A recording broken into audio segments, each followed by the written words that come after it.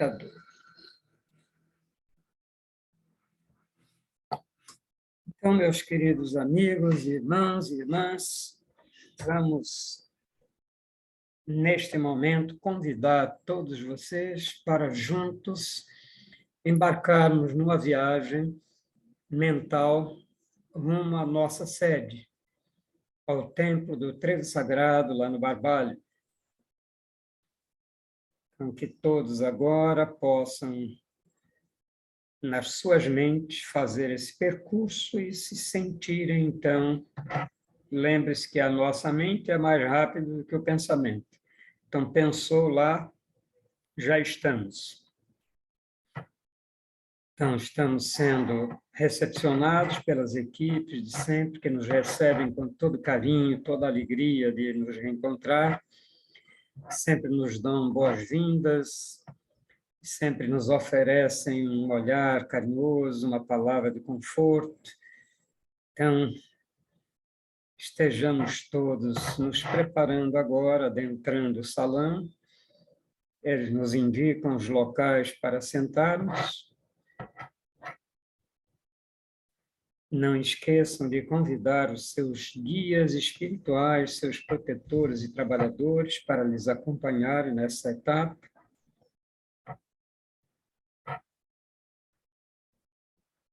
Sentados, procuremos sintonizar com todas as luzes, receber todas essas energias luminosas que nos envolvem com um abraço fraterno, com um carinho da espiritualidade da casa para acolher cada um de nós. Nesse abraço de luz, eles nos envolvem, nos deixam bem à vontade, bem tranquilos para o trabalho que vamos realizar. Agora, sentados, vamos procurar fazer umas respirações profundas, inspirando, retendo durante alguns instantes, pensando na energia da paz, pedindo e desejando intensamente que essa energia da paz interpenetre profundamente o nosso ser total, nosso corpo físico, nossa alma, nosso corpo mental, todos os nossos corpos mais sutis, neste momento estão sendo envolvidos pela energia da paz.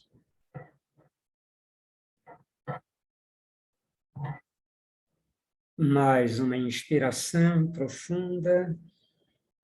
Pensemos na energia da harmonia, desejando também que essa harmonia do grande arquiteto do universo, do Deus Todo-Poderoso e de tudo que ele criou, inclusive nós, possa nos interpenetrar profundamente, cada átomo, cada molécula, cada célula, cada órgão dos nossos corpos, banhado pela energia da paz e da harmonia universal.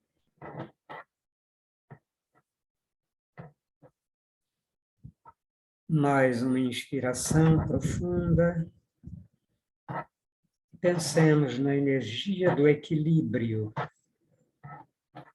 O equilíbrio que Deus coloca em todas as coisas que criou, inclusive, principalmente em nós, seres humanos, que são sua obra mais perfeita, mesmo com as imperfeições de que ainda somos dotados, mas vamos nos conectar com esse equilíbrio universal. Vamos vivenciar essas três energias durante todo o nosso trabalho. Por fim, uma última inspiração bem profunda, bem suave. Pensemos no amor de Deus que nos envolve a todas as criaturas, todos os seres que Ele criou. Ele nos envolve com esse amor total. esse amor a tudo e a todos. E dentro desse clima de paz, harmonia, equilíbrio e amor, eu peço permissão ao nosso venerando mestre Shebna para, em seu nome, abrir os nossos trabalhos na parte material.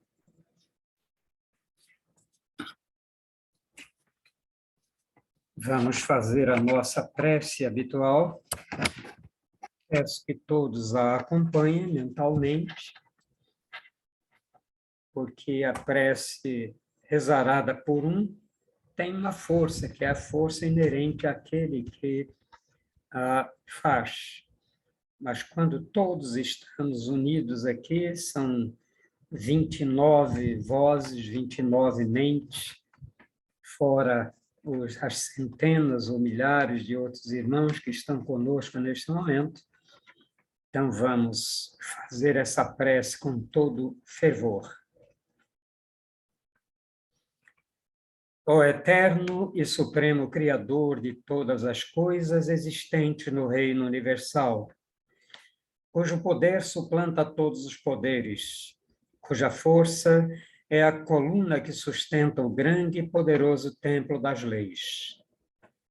Neste momento, nos reunimos em teu nome, a fim de evocar a tua presença entre nós e também te pedir que nos concedas o direito de nossas mentes serem tocadas e iluminadas pelos raios resplandecentes e supremos de tua eterna e absoluta sabedoria. Imploramos isso, Senhor, porque desconhecemos ainda o poder existente em nós.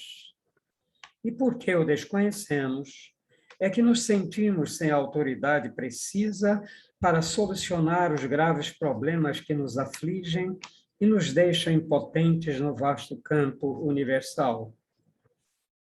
Vem até nós, Senhor, e derrama sobre nós o bálsamo suavizante e curativo de todas as enfermidades, tanto do corpo como da alma. Ensina-nos, Senhor, a libertar-nos de todas as mazelas que nos infelicitam no vasto campo material. Toca as nossas frontes, a fim de que possamos melhor compreender as tuas leis e por elas nos regermos. Ilumina as nossas inteligências, as nossas consciências e as nossas razões, para que possamos caminhar sem tropeços nem quedas, no caminho que leva à tua eterna e absoluta majestade. Ensina-nos a conhecer as leis, Senhor, para que possamos equilibrar-nos na grande concha da tua justiça eterna e absoluta. Tira de nossos pensamentos e dos nossos corações, com teu absoluto poder, todos os sentimentos de ódio, de orgulho, de vaidade, de inveja, de egoísmo e de vingança. E enche-os, Senhor, de toda a bondade, justiça e amor.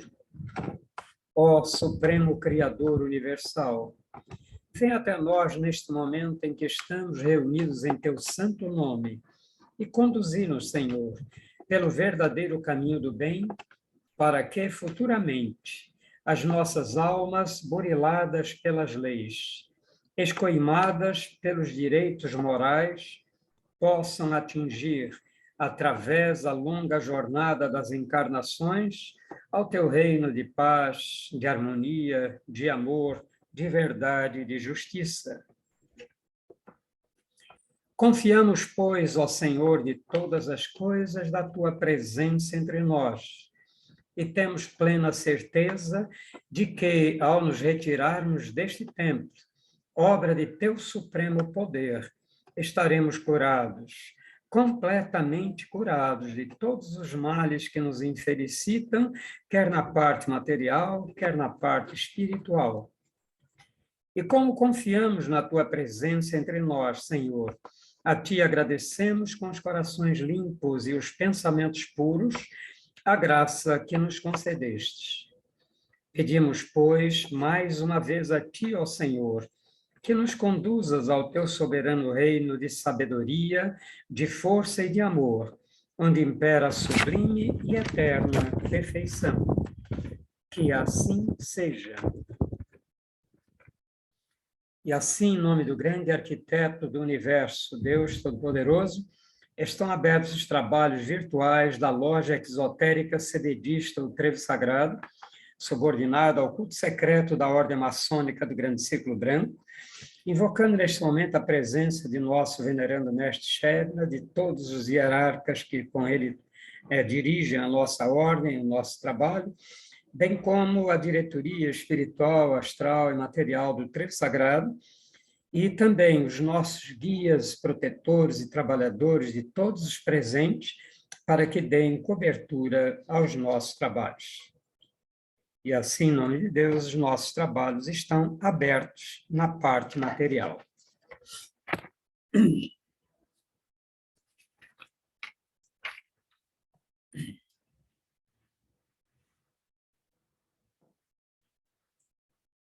Bem, meus queridos irmãos e irmãs, no dia 9 de dezembro, eu fiz um bate-papo pelo Facebook, no canal Arquitetura Interior, que é um canal aqui de nossas irmãs Rita e Cecília Danel, que dirigem, e esse material se encontra disponível em gravação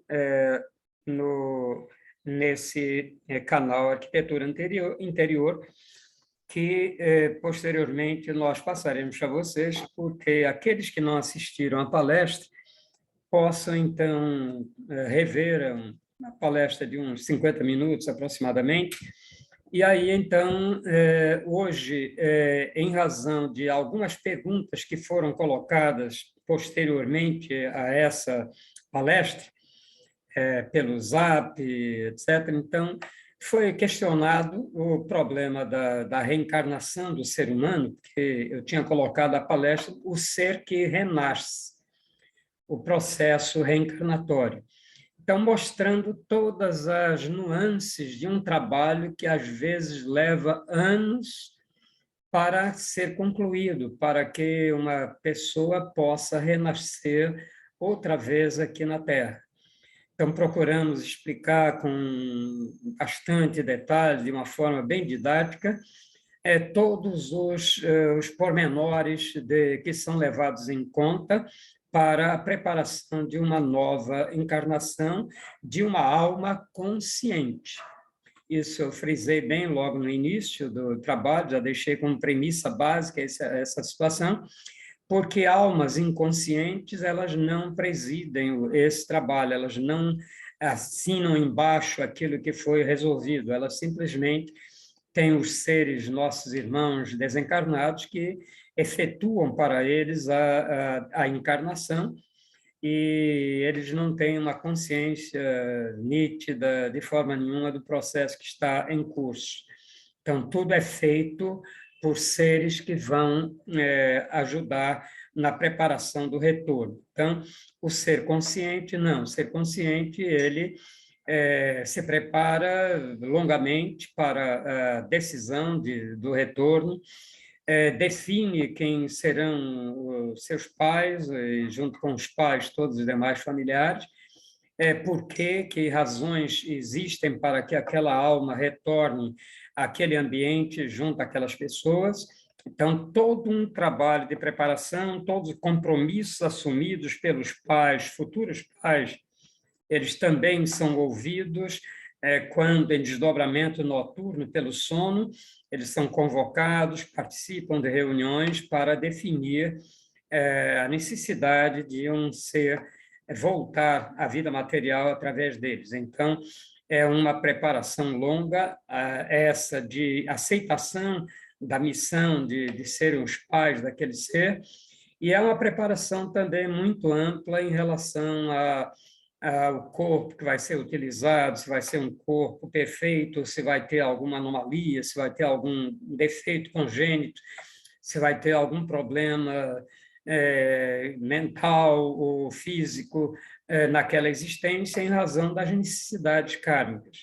Então, é um processo bastante longo, e eu citei, inclusive, para o pessoal que pesquisasse o livro Missionários da Luz, de André Luiz, a psicografia de Chico Xavier, especialmente os capítulos 12 e 13, que tratam da reencarnação de um ser que,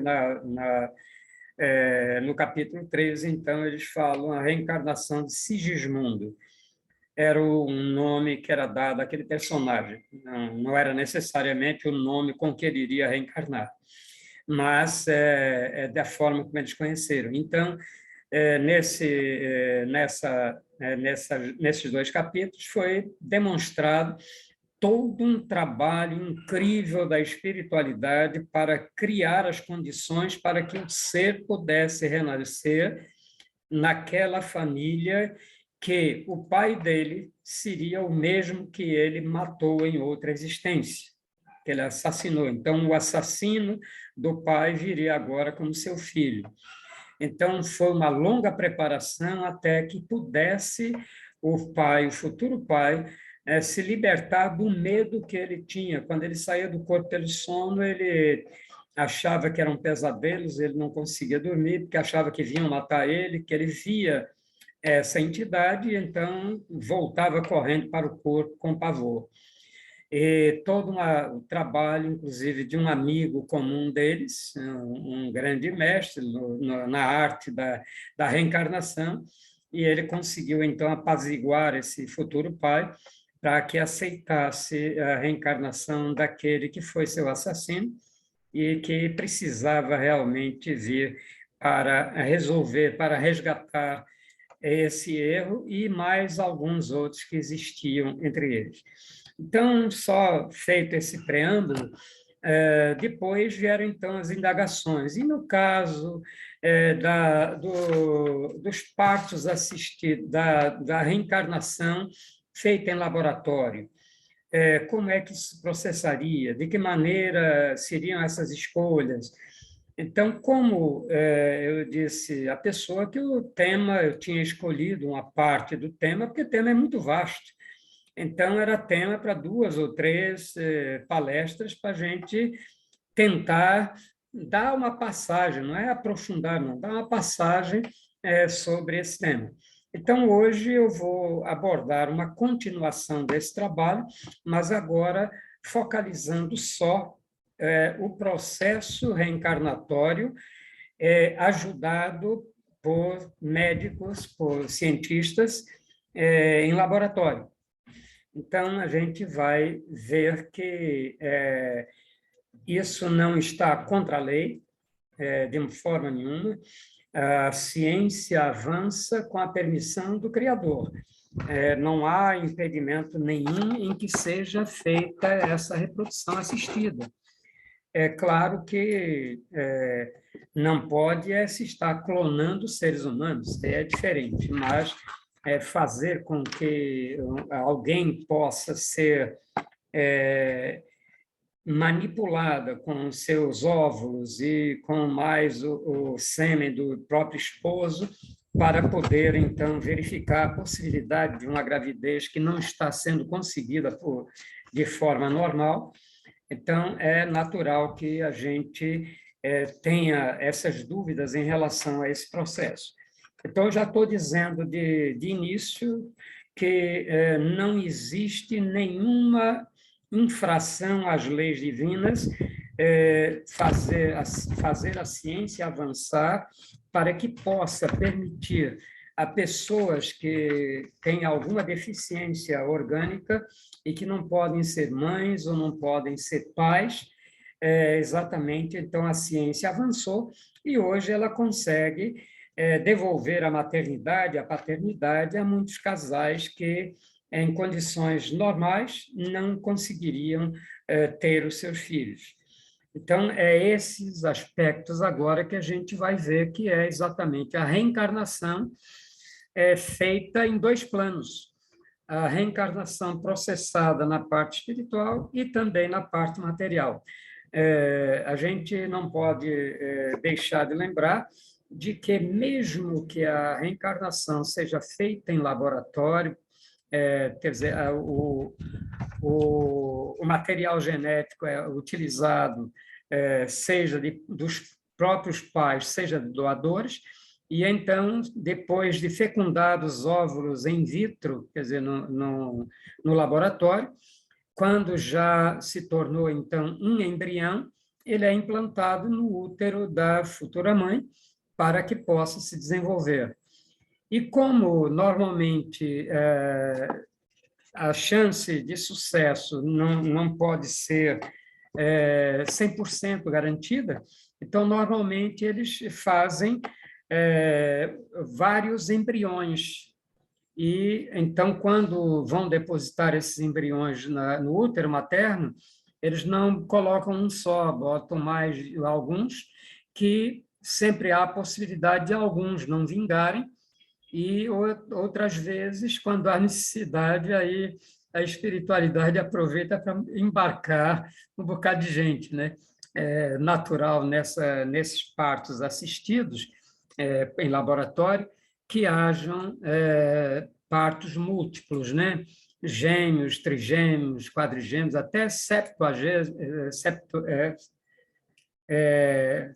crianças já foram geradas de uma vez. Então, sextuplos, sétuplos têm acontecido, quíntuplos, quádruplos, porque eles, para garantir que se um ou dois não conseguirem progredir, os outros podem progredir. Então, eles já, por essa questão, jogam sempre embriões a mais do que um. E, por isso, nós temos visto tantos partos que trazem gêmeos, trigêmeos, e aí vai. Então, como é que isso é feito? A permissão das leis divinas existe? Sim, existe. Porque o interesse das leis divinas, lembra o que é que a Bíblia disse, qual era a função para os seres humanos? Que Deus teria dito para nós: crescei e multiplicai-vos. Então, qual é a forma da multiplicação? É exatamente através da maternidade, né? Então, através do contato sexual do marido, da esposa, vem, então, os filhos, e esses são realmente aquilo que Deus disse: a crescer e multiplicar-vos. Então, há impedimento dentro das leis universais para que se faça dessa forma? De jeito nenhum. É amoral, é antiético? Também não. A própria medicina, pelos seus conselhos, etc., já determinou que é um processo totalmente ético, moralmente aceitável, mesmo quando se trata de doadores estranhos, porque muitas vezes os pais não têm condições, vamos dizer, a mulher não tem óvulos, não tem ovulação suficiente para serem retirados os óvulos amadurecidos em laboratório para serem fertilizados. Então, os óvulos dela não se desenvolvem. Então, ela não conseguirá utilizar óvulos dela mesma para para gerar um filho. Então, para isso, existem os bancos de doadores de óvulos, doadoras de óvulos e doadores de sêmen, que são guardados em sigilo absoluto. Apenas os futuros pais têm acesso a fichas que descrevem os caracteres genéticos daquela doadora, daquele doador, mas ninguém sabe quem são, e, consequentemente, a pessoa escolhe, dentro daquelas fichas, aquele doador ou aquela doadora que ele sinta um pouco mais de segurança, etc. Então, quando nem o pai, nem a mãe, quando os espermatozoides do pai não são em quantidade adequada ou qualidade adequada para que haja procriação, então se recorre a um doador também para isso. Então, pode acontecer que a reencarnação seja com o material genético dos próprios pais, então, são retirados da futura mãe os óvulos, são amadurecidos em laboratório e aí tratados, e o esperma do marido também é tratado, e eles vão fazer aquilo que vocês vão, quem participou da outra palestra vai se lembrar que eu disse que a alma reencarnante escolhe, preside o trabalho, preside aquele momento da cópula, para que logo em seguida ele escolha qual será o espermatozoide que tem mais chance de ele jogar energias para que ele seja aquele que vai chegar primeiro no óvulo e vai fecundá-lo. E já vai ali com todo o material, toda a carga, todos os centros em estado bem infinitamente pequeno, mas ali eles já vão levando todo esse material, essa carga genética. Então, na fecundação assistida, os médicos fazem isso por eles selecionam dentro dos espermatozoides que foram colocados à disposição, eles selecionam aqueles mais viáveis, aqueles que têm uma condição melhor de cumprirem o papel deles de fecundar óvulos. Então, isso é feito em laboratório. Os próprios cientistas eles conseguem fazer essa avaliação e escolher realmente aquele melhor. Então, há uma semelhança. A alma desencarnada que vai reencarnar, ela, num caso, ela presidiria isso, mas ela estará presidindo da mesma forma a escolha que os médicos vão fazer. A seleção que o médico vai fazer vai ser também intuído e orientado, esclarecido pela própria alma reencarnante. Então, o que muda apenas é o cenário, né? Em vez de uma alcova, um laboratório, mas, em realidade, o processo segue o mesmo curso. Então, feito isso, vai-se fazer a reunião do óvulo com o espermatozoide no próprio in vitro, né? Em um ambiente com um material de cultura, um meio de cultura, um meio que dá tanto ao óvulo como ao espermatozoide as condições idênticas ao que ele encontraria no próprio útero materno, né? E aí, então, faz-se a fecundação. Fecundados, espera-se que haja a divisão, o óvulo vira ovo, depois vem o desdobramento, ele se desdobra em 2, em 4, e nessa proporção sempre se multiplicando. Então, quando começa essa multiplicação, eles pegam esse embrião e o implantam no útero materno.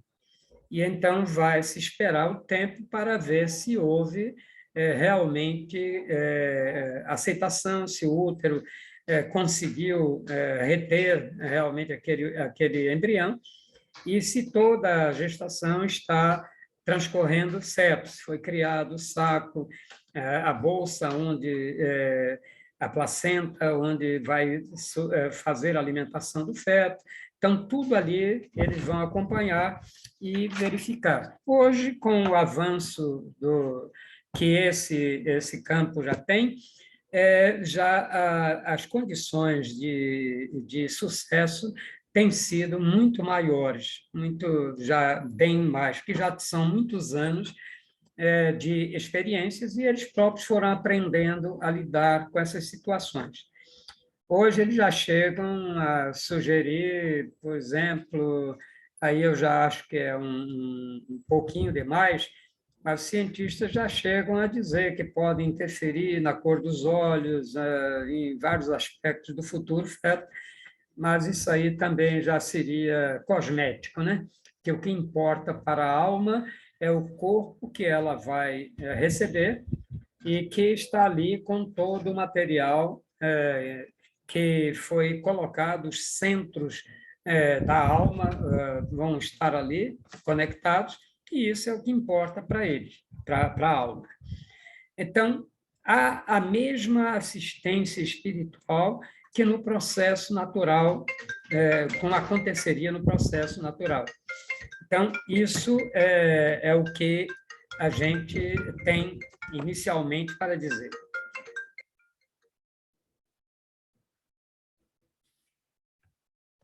Então, há essa assistência. a alma ou as almas que renascerão terão diferença genética dos pais em caso de doação de sêmen ou óvulos? É uma das perguntas que foi feita, porque se o material for doado, não for dos próprios pais, então a carga genética seria daquela mãe, daquela mulher que doou o óvulo e daquele homem que doou o sêmen. Mas eu responderia a isso com o seguinte: a afinidade é uma lei natural que está sempre conectada com esse processo. Então, a gente vai verificar que a mulher vai ter 9 meses para conviver e trocar através do seu próprio sangue, através do alimento interno, ela vai jogar as suas características genéticas. E o próprio pai também, com o trabalho dele, com a proximidade, com o carinho, com a atenção, ele estará também inoculando valores, inoculando amor nesse feto, que aos poucos virá tendo essa carga genética dos futuros pais. Então, não quer dizer que seja indispensável que houvesse uma carga genética só dos pais. Ela poderá vir posteriormente, através da gestação e também através do próprio trabalho do pai, junto ao crescimento daquela alma. Lembrem-se que a afinidade normalmente é da alma reencarnante com os pais. Então, essa afinidade da alma com os pais é quem vai gerar essa similaridade, esse conjunto de virtudes, de maneiras de ser dos pais, essa alma vai receber, mesmo não tendo sido gerado a partir de um material genético do próprio pai e da mãe. Então, a lei de afinidade fará esse restante. Uma outra coisa que normalmente é muito questionada, muito discutida, alguns puristas, especialmente cristãos, que acham que isso é uma forma equivocada de trazer um ser para uma existência, é também o problema do descarte dos embriões não aproveitados. Então, muitos desses irmãos, especialmente dentro dos evangélicos, há muito essa preocupação, eles consideram que seria um crime contra a vida. Aí nós temos de parar e ver o seguinte: quando é que começa a vida? Se no laboratório foram colocados o material genético, o material, o óvulo, o sêmen, e dali então foi feito o embrião, etc. Aquele embrião já tem vida, já teria direitos, então esse é um aspecto que ainda vem sendo discutido, mas que, a meu ver, não traz nenhum problema ético ou moral, porque, como eu disse, a divindade é quem inspira a ciência. A divindade é quem permite que a área médica alcance estágios cada vez mais avançados para chegar a um problema futuro que o nosso mestre Shebna já nos disse há muito tempo. Há muitos anos atrás, há quase 70 anos atrás, ele já dizia que tudo isso seria normal e que sempre haveriam almas prontas para aproveitar aquele corpo, aqueles corpos gerados dessa forma para a sua reencarnação. Então, não haveria nenhum problema. E ele ainda disse mais, que a tendência será de que, em futuro, a ciência possa disponibilizar úteros artificiais para que a criação, o desenvolvimento fetal até o momento do renascimento seja todo fora do corpo da mulher. Então, isso, o nosso mestre nos informou isso há quase 70 anos atrás. Então, para vocês verem que não é, de forma alguma aberração.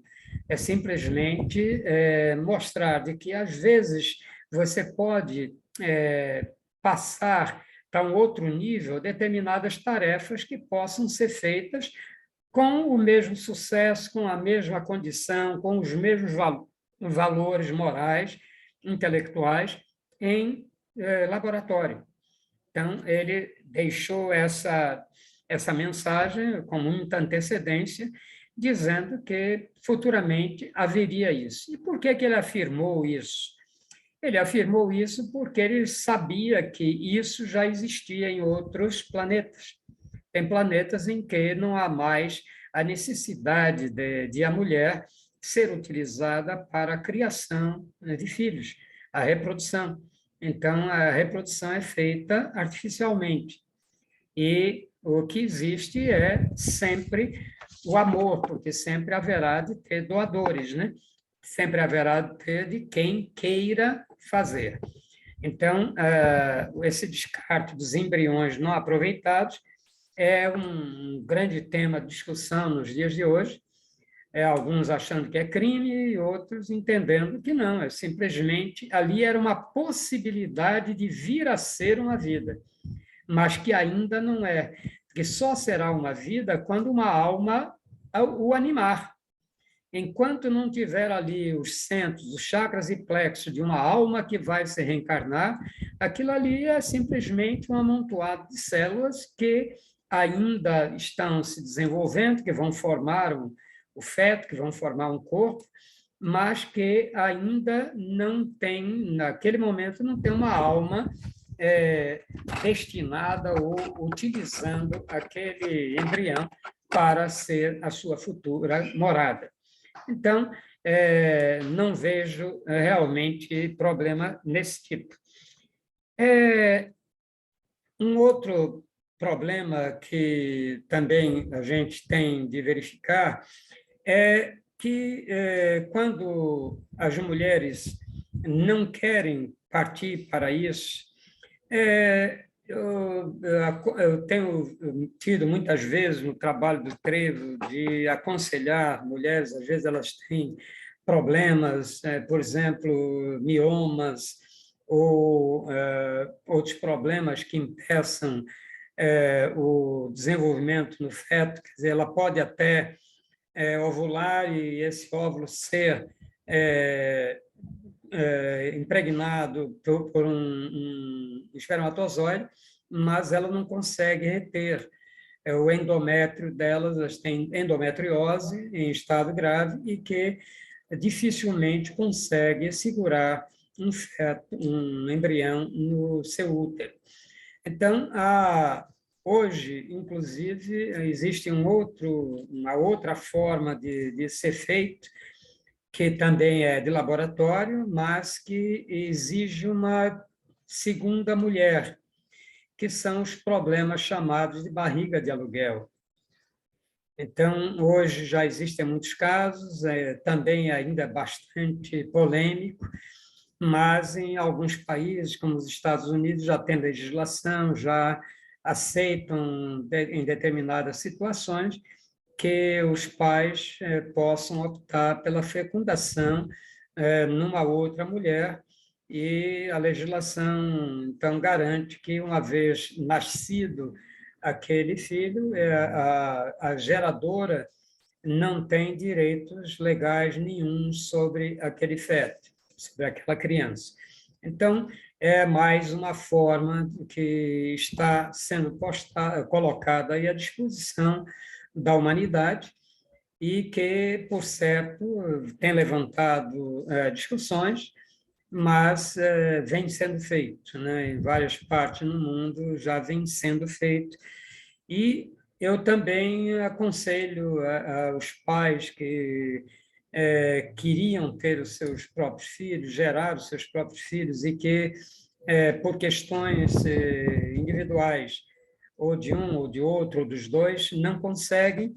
E quando a gente vai avaliar isso espiritualmente, a gente vai verificar ali pessoas que, em vidas anteriores, abusaram demasiadamente do sexo unicamente pelo prazer, e sempre que havia uma gravidez, a primeira coisa que faziam era abortá-los.